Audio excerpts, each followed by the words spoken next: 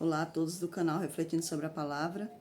Graças a Deus, mais uma vez aqui, postando mais um vídeo no canal, para a honra e a glória de Deus e também para o nosso crescimento. Estava lendo uma passagem hoje que fala sobre Esdras, e nessa passagem dizia que Esdras ele se deteve em aprender, em cumprir, em repassar o conhecimento que Deus trazia a ele, Então, é isso que Deus quer de nós, que não somente a gente venha crescer, venha buscar o conhecimento, mas também levar o conhecimento a outras pessoas também. Eu gostaria de falar um pouco aqui sobre Salomão.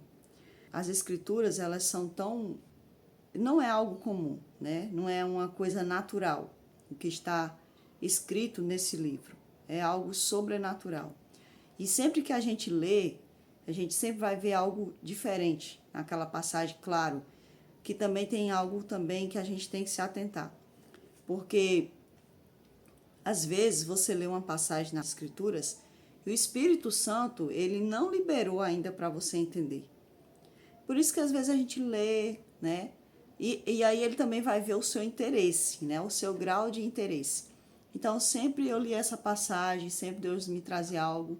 E é interessante que toda vez que você vai lendo, que você vai querendo aprender algo, ele vai te mostrar, ele vai te explicar, ele vai te ensinar algo em cima daquilo, daquela passagem que você está lendo. Não é um livro comum, é um livro diferente, dos demais, porque não somente existe a questão do livro escrito, mas também existe a questão do Espírito Santo, que traz o ensinamento a nós, daquilo que ele mesmo inspirou os homens a escreverem. 1 Reis, capítulo 11. A passagem vai falar sobre a idolatria de Salomão. O versículo é a partir do 1, que diz assim: Ora, além da filha de Faraó, amou Salomão muitas mulheres estrangeiras, moabitas, amonitas, edomitas, sidônias e etéias.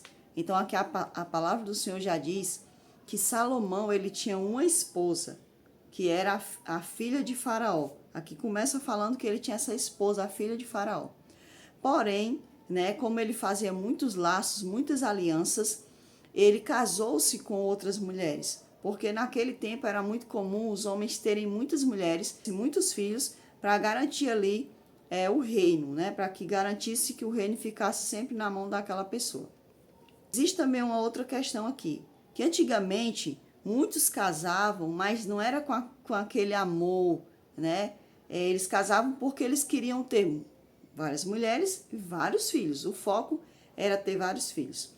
Mas a palavra de Deus diz que Salomão, ele amou essas mulheres. Então ele casou-se com elas, não pensando em ter filhos ou sustentar o reino na descendência de Judá, de Davi, seu pai, Não, porque ele se uniu com essas mulheres, porque ele amou essas mulheres.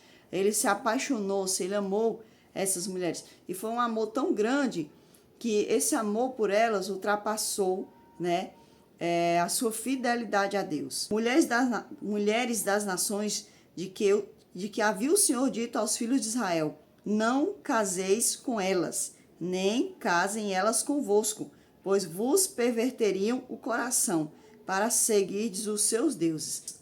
Essas mulheres já estavam determinadas através de Deus que não era para se unir a elas, porque elas eram pessoas de nações idólatras, Mulheres que não tinham somente a idolatria no seu coração, mas elas também repassavam essa idolatria. E a gente vê isso na própria história de Acabe. E Acabe, ele também era casado com uma mulher sidônia, se eu não me engano, de Sidom. Então, ela não somente era idólatra, mas ela também trouxe a idolatria para dentro de Israel. Então, a questão aqui é que essas pessoas que casavam, por exemplo, olha, era um homem só casando com várias mulheres. Então, ele não tinha a força, de ensinar essas mulheres, de mostrar a elas o Deus do céu. Assim como elas tiveram, eram muitas mulheres seduzindo aquela pessoa, uma só pessoa. Ao contrário dele, ele não teve a força de ensinar elas, ele não soube imprimir, né, na vida delas, repassar para elas o Deus eterno, o único Deus. Pelo contrário, ele se deixou se contaminar, né, por aquelas mulheres. A esta se apegou Salomão pelo amor. Então, a palavra de Deus deixa bem claro que ele dedicou amor a elas. Tipo, se Salomão tivesse casado com essas mulheres só por questões de aliança, ele nem ia ter contato muito com elas. Não, eles tinham, tipo assim, a gente tá se unindo aqui para manter a paz, então vocês ficam lá no paláciozinho de vocês, né? Eu vou cuidar dos meus filhos e tudo. Pronto, mas não, a questão aqui é que a palavra de Deus deixa claro que ele tinha muita dedicação por elas. Ele amava de fato essas mulheres. Então, não foi uma questão de aliança, né? Mas foi uma questão realmente de amor. Tinha 700 mulheres, princesas e 300 concubinas, e suas mulheres lhe perverteram o coração. Então, eram muitas, né? Não somente esposas, mas também tinha as concubinas. E a palavra do Senhor deixa claro que elas perverteram o coração, elas seduziram Salomão, elas foram introduzindo na vida de Salomão coisas que eram, né, de origem idólatras, né? Sendo já velho, suas mulheres lhe perverteram o coração para seguir outros deuses. E o seu coração não era de todo fiel para com o Senhor seu Deus, como fora o de Davi, seu pai. Veja só que diz que Salomão, na velhice, ele se desviou de Deus. Mas esse Salomão aqui, ele foi o mesmo, dizem que foi o mesmo que escreveu lá o Provérbios que diz, né? Ensina a criança no caminho que deve andar e quando for velho não se desviará dele. Então, esse mesmo Salomão que escreveu esse provérbio, ele também foi o que se extraviou, né? A ovelha que se extraviou de Deus na sua velhice. Eu acredito assim, que Salomão, quando a gente lê lá o livro de Eclesiastes, que eu acredito que seja de Salomão esse livro, né? A gente percebe que ele, né, ele vai e se aventura nos prazeres da vida. A Bíblia deixa bem claro lá no livro de Eclesiastes. Mas aí ele vai fazer uma reflexão e a gente percebe que ele retorna, né? Ele retorna. Então, a questão não foi que ele ficou, a questão é que ele retornou também, né? Só que foi um grande prejuízo, tanto para a vida dele, porque a palavra de Deus diz que ele causou pecados abomináveis diante de Deus. Então, foi um prejuízo para a vida dele, assim também como foi um prejuízo para a nação. O pecado de Salomão, ele não afetou só Salomão, ele não afetou só a família de Salomão, ele afetou toda a nação de Israel. Então, muitas das vezes as pessoas dizem assim, é só eu que estou pecando, né? Só que muitas das vezes o nosso pecado, ele não vai afetar somente a gente, ele vai afetar outras pessoas, pessoas que estão ao nosso redor. Por exemplo, um pecado no quesito sexual, né? Um homem, ele é um adúltero, né? Vai lá, tem uma relação extraconjugal, vai e pega uma enfermidade, né? Então, muitas das vezes esse pecado acaba afetando a esposa, né, que não sabe muitas das vezes. Então, o pecado, ele tem essa capacidade de afetar outras pessoas. O homem, ele vai lá e começa a ter um caso extraconjugal, então ele começa a pegar o que é da família, né, dos filhos, da casa dele, da esposa, e começa a investir nesse relacionamento extraconjugal. Então, isso vai afetar a vida econômica da família, né? Trazendo grandes desgastes, né? Abalando assim aquela família. Então, o pecado em si, ele sim ele afeta não somente a pessoa que está pecando, mas também afeta as pessoas que estão ao seu redor, né? E outros pecados mais, não é somente esse não. Todo pecado tem essa capacidade terrível de afetar não somente o que está pecando, mas os que estão ao redor. O coração dele não era de todo fiel ao Senhor. Então, Salomão, ele começou a adorar parcialmente a Deus, né? Ele adorava lá os deuses, adorava as suas esposas, porque ele amou demais essas esposas a ponto de elas serem mais importantes do que Deus. Então, Salomão, ele começa aí a repartir o coração dele. E Deus, ele não condiciona a adoração. Ao contrário de que muitas pessoas pensam por aí, Deus condiciona a adoração. Deus não condiciona a adoração. Ou a adoração é totalmente para ele, ou o amor é totalmente dele, ou não é, né? Então ele não aceita, ele não é como Satanás, que aceita você adorar a você, adorar ele e adorar a Deus. Satanás aceita isso, mas Deus não aceita isso. Deus, ele quer um coração íntegro, assim como foi o coração de Jó, né? O Senhor olhou para Jó e disse: você viu como Jó é um homem íntegro? Ele era um homem integral na sua adoração, né? Na sua perspectiva de fé. Ele não era um homem que andava em dois caminhos, né? Não, ele era um homem de um só caminho. Ele era um homem que tinha um só tipo de pensamento, a adoração a Deus. Infelizmente, Salomão, ele passou a ter um coração, uma adoração parcial, né? Salomão seguiu a Astarote, deusa dos Sidônios, e a Milcom, abominação dos Amonitas. Assim fez Salomão o que era mal perante o Senhor, e não perseverou em seguir ao Senhor como Davi, seu pai.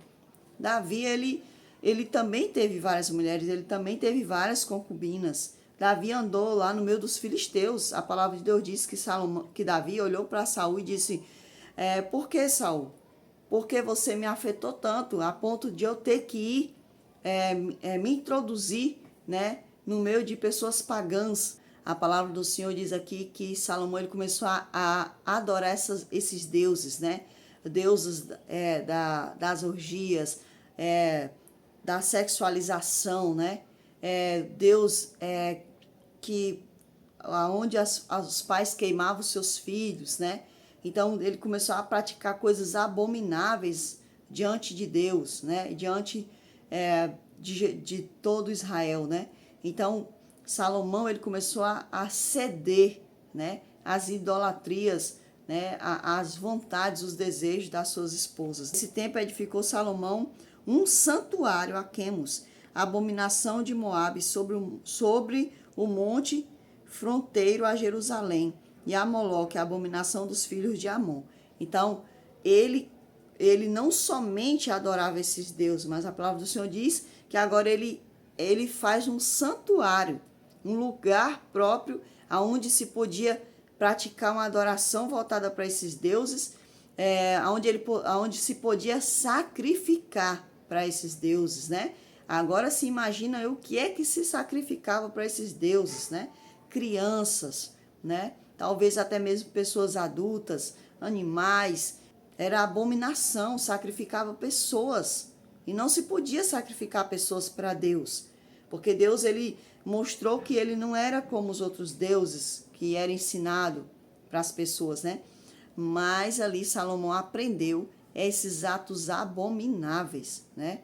Na verdade, ele não aprendeu não, né? Ele quis participar, ele gostou de sentir o prazer ali da prática do pecado, porque o pecado, ele traz a sensação de prazer, né? Claro que vai trazer a consequência, vai trazer o arrependimento. Agora tem gente que vê ali aquela hora do arrependimento, mas ao invés de aproveitar esse momento e se arrepender e se converter, não, fica lá praticando novamente o pecado. Assim fez para com todas as mulheres estrangeiras, as quais queimavam incenso e sacrificavam a seus deuses. Então ele por amor a essas mulheres, para agradar essas mulheres, né, que ele preferiu agradar o ser humano mais do que ao próprio Deus do céu, né? Então ele mandou construir santuários, né? E aqui entra um ponto, entra algo muito importante aqui, que Deus também falou para mim, que quando a gente tem a nossa casa, a gente não tem que permitir as pessoas chegarem com os seus modos de ser, né? Com as suas adorações abomináveis e introduzir aquelas coisas dentro da nossa casa, né? Uma música profana, né? Filmes ou, sei lá, séries profanas, né? Palavreados profanos, né? Conversas profanas. Quando a gente serve a Deus, a gente tem que mostrar que a nossa casa também é o lugar onde o Senhor é adorado. Então, não pode aceitar essas coisas profanas.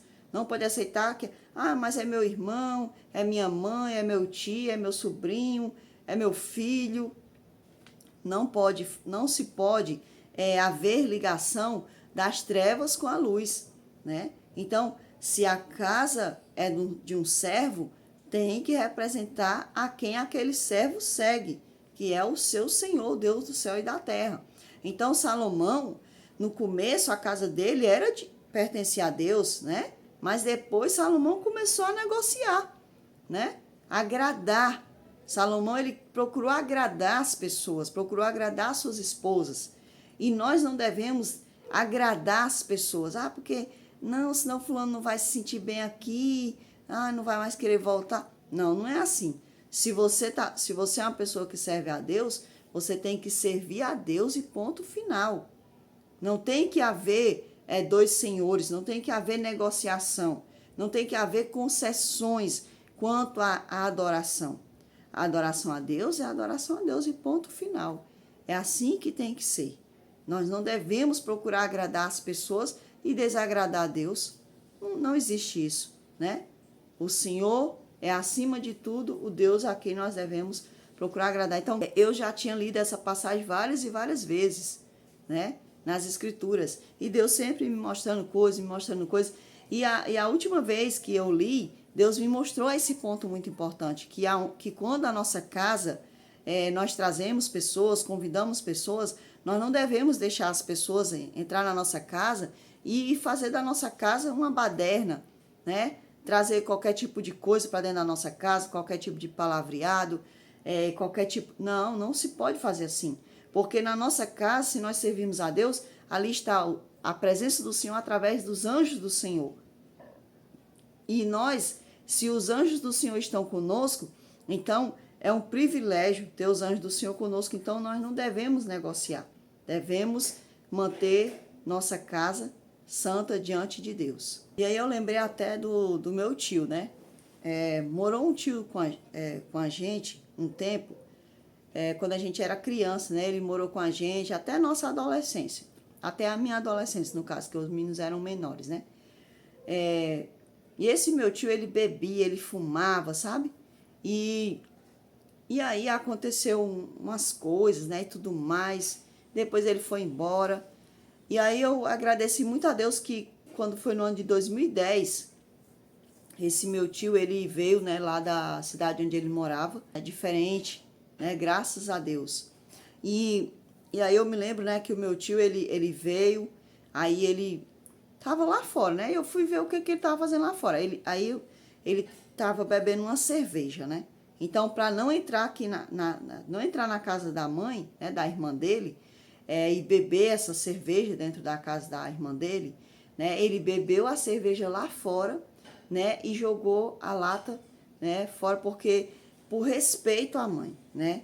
Então, porque ele sabia que a mãe não bebia, né?